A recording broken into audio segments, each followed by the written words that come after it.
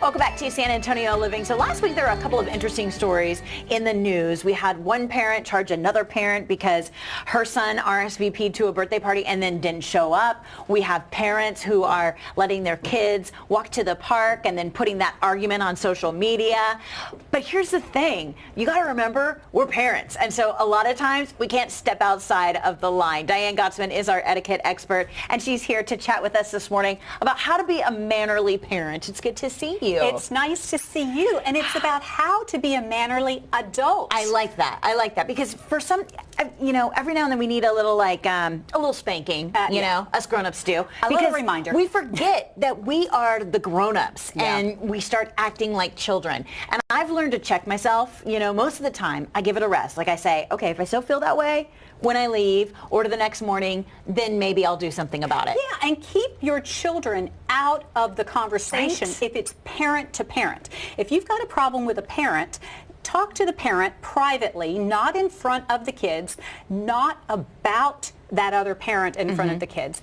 And, you know, because our kids should not be penalized. You know, these two little boys, there was one little boy that didn't show up to another little boy's party. And, you know, now it's going to affect the kids and their friendship, perhaps. Because all over social media, you saw the picture of the dad and the kid. Like, everyone now knows who this kid is. And so you just got to stop with that. And that's something else. Keep it off social media. Yeah. If you have a gripe, unless, you know, you are talking to a company who has a social media, you know, expert, and that's how you want to handle it, and even then, a conflict should stay off social media. And do not include kids in these social media arguments. It is so important to remember. You really have to keep that in mind. All right, so let's think about the fact that as parents, we're role models. Yes. And I think that's kind of the most important thing, right? So my grandmother used to say, monkey see, monkey do. You know, she was talking about all of us little cousins and we would do everything that we saw. Well, that's the same for parents. So everything we do and say when they are young, they are following. Not necessarily what we say as much as what we do. Right. But even as, you know, I hear often, and we have teens now, Shelley, and you know, well, you know, when they're older, they're influenced by other people. They absolutely are. They're absolutely influenced by other friends, by teachers, but they still rely on us. Yeah. So even as they get older, they are watching us. It is so true. I have conversations with my little one all the time. You know, she'll say something in the car and I go, wait a minute, Addie, remember, we can't talk about people like that or we can't treat people like that. You know, you have to remember that they are always paying attention and sometimes they make missteps, but you have to correct it as soon as possible. Here's a great tip. Patience is a virtue, and that kind of goes back to like me going, wait a minute, if it still bothers me tomorrow, then I'll do something about it. You know, you take 5 or 10 or 20 minutes, 5 minutes, or a 24-hour period and say, okay, if this really bothers me, let me handle it. Right. But it's also about what we do moment to moment. Do we interrupt our friends? Do we interrupt our kids? You know, you have to be patient in every step of our life. How do we treat our business partners, our co-workers? Right. Because, you know, you can tell a parenting style by meeting the child oftentimes, and it doesn't probably move very far away from the way that you treat adults in your daily life. So, you know, treat your partner properly. You can be great to your children, but if you're mean to your husband or your mate, that is sending a message to our kids. So true. Like that one time I sent the whole crew to time out, right? You guys know? Yeah. Go to the naughty corner. No. Okay, I just heard something that is so mean, and I don't want anybody to do this, but somebody said that they had sent an apology letter, okay? An adult sent another adult an apology letter. Filled the letter with glitter.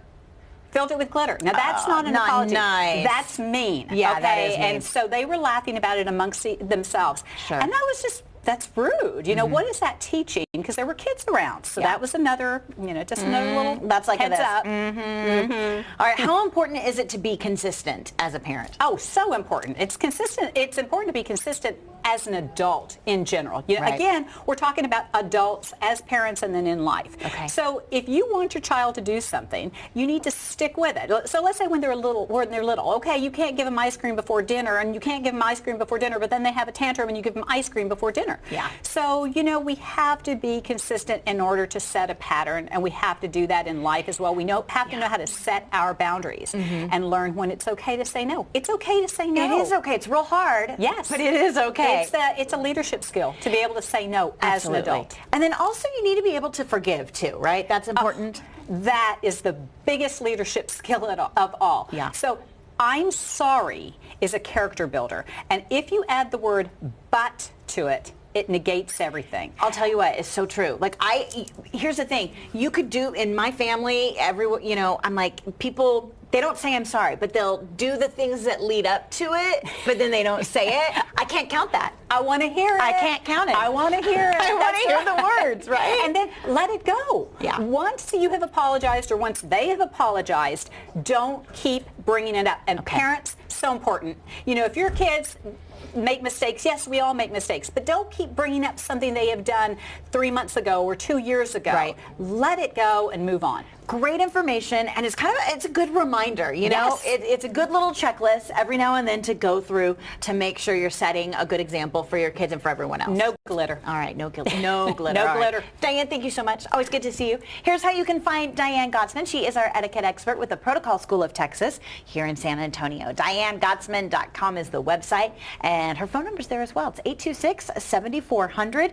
Again, 826-7400. All right, coming up, if you want to win a year of pizza for free, keep it right here because we're going to show you how to do that. We're going to give away some pizza to a lucky viewer just in time for Super Bowl Sunday. And as we go to break, it's time to play Who Am I?